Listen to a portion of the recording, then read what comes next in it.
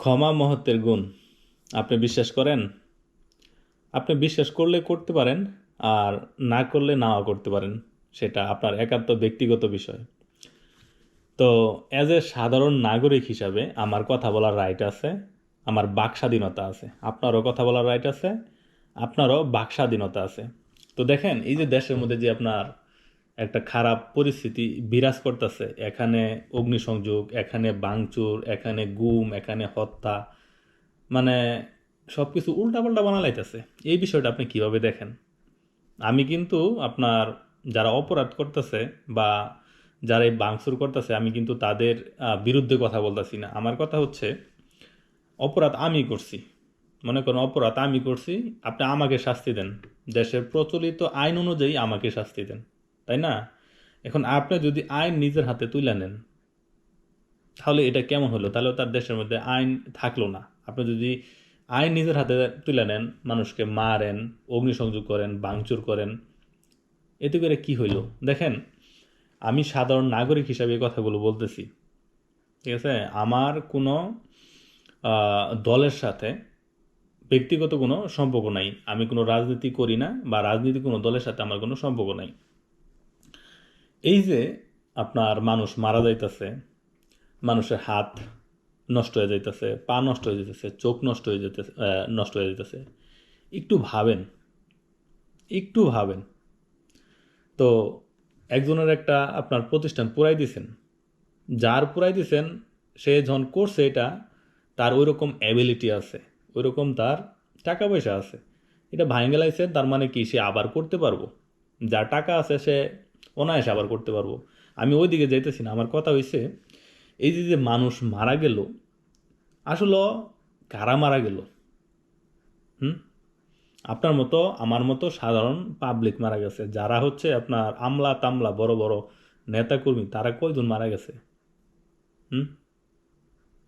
একটা কথা আছে কিন্তু, আপনার গ্রাম বাংলায় একটা কথা আছে যে পাটায় পোতায় ঘষাঘষি মরিচের হচ্ছে জম। আমরা সাধারণ জনগণ হচ্ছে মরিচ, তারা তারা হচ্ছে আপনার ফাইট করব, আর জনগণ হচ্ছে আপনার মারা যাইব। বিষয়টা বুঝছেন? এখন কথা হচ্ছে, কারো উস্কানিতে, ঠিক আছে, কারো উস্কানিতে আপনার কারো ক্ষতি করবেন না।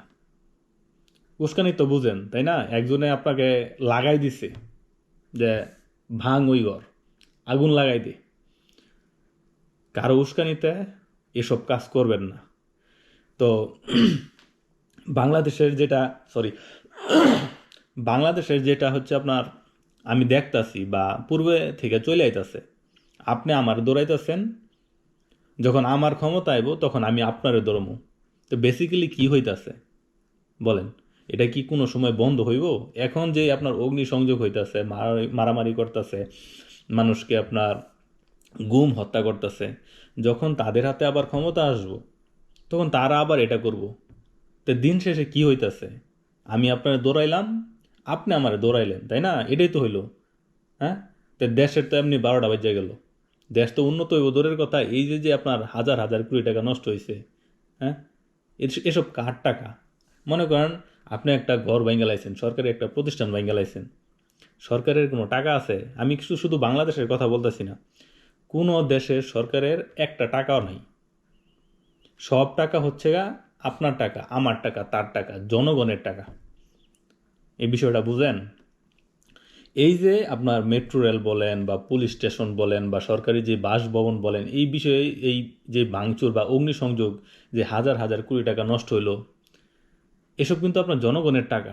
আপনি ভাইঙ্গা ঘুরাই দিছেন, কোনো এক সময় আবার এখানে প্রতিষ্ঠান করব, সরকারি প্রতিষ্ঠান করব, সরকারি টাকা খরচ করব, ওই টাকা আবার কিন্তু জনগণের কাছ থেকে যাইব।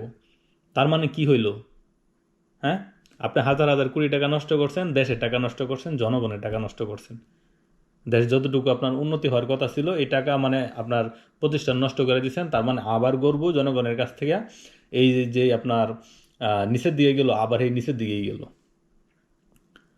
দেশের সরকারের কোনো টাকা নাই, দেশের সম্পদ মানে দেশের সম্পদ নষ্ট হওয়া মানে সরকারের, সরি, সরকারের সম্পদ নষ্ট হওয়া মানে কি জনগণের সম্পদ নষ্ট হওয়া। আপনি যেটাই বলেন, পুলিশ স্টেশন বলেন, মেট্রো রেল বলেন, বিমানবন্দর বলেন, বা সরকারি কোনো প্রতিষ্ঠান বলেন, এগুলা ভাঙচুর বা অগ্নিসংযোগ বা ঘুরায় দেওয়া মানে কি জনগণের প্রতিষ্ঠান ঘুরায় দেওয়া, সরকারি প্রতিষ্ঠান না। তো দিন শেষে আমি এতটুকুই বলতে চাই, হানাহানি পারাপারি চাই না, একটা সুষ্ঠু পরিবেশ চাই যেটার মধ্যে সবাই দল মত নির্বিশেষে এবং সকল ধর্মের মানুষ তারা একসাথে বসবাস করতে পারবো এবং রাত্রে দিনে তার ঠিক মতো বসবাস করতে পারবো এবং ঘুমাইতে পারবো, দলমত নির্বিশেষে এবং আপনার ধর্ম নির্বিশেষে। সব ধর্ম একসাথে আমরা যাতে একসাথে থাকতে পারি কোনো প্রকার আপনার ঝামেলা ছাড়া। আমরা দুইটা ডাল ভাত শান্তিমতো খাইতে চাই। এসব যেই আপনার অগ্নিসংযোগ হইতাছে, যেই হানাহানি পারাপারি হইতাছে, আর কত? কারো আপনার উস্কানিতে কারো ক্ষতি করবেন না। নিজের বিবেক আছে, একটু নিজের বিবেককে প্রশ্ন করেন যে আসলে এটা কতটুকু যৌক্তিক। আমি আবারও বলতেছি, যে অপরাধ করব তাকে আইনের মাধ্যমে সর্বোচ্চ শাস্তি দেওয়া হোক। আমি অপরাধ করলে আমাকে শাস্তি দেন, আমার পরিবারের কি অপরাধ করলে তাকে শাস্তি দেন। মূলত যে অপরাধ করব তাকে শাস্তির আওতায় নিয়ে আসেন। যদি মনে করেন যে না, এখানে আইনের সমস্যা আছে, তাহলে আইনের সংশোধন করেন। এই মারামারি, হানাহানি, গুম, হত্যা আর কতদিন? একজনে আপনি দৌড়াইলেন, তার যখন আবার ক্ষমতা আসলো সে আপনারে আবার দৌড়াইলো। মানে এসব আসলে সঠিক সমাধান না। সবারে বুঝার তৌফিক দান দেখ এবং ভালো একটা বাংলাদেশ চাই, সবাই যাতে একসাথে থাকতে পারি কোনো বিশৃঙ্খলা ছাড়া। ভালো থাকবেন, সুস্থ থাকবেন, নিজের যত্ন নেবেন, পরিবারের যত্ন নেবেন। Take care, bye by.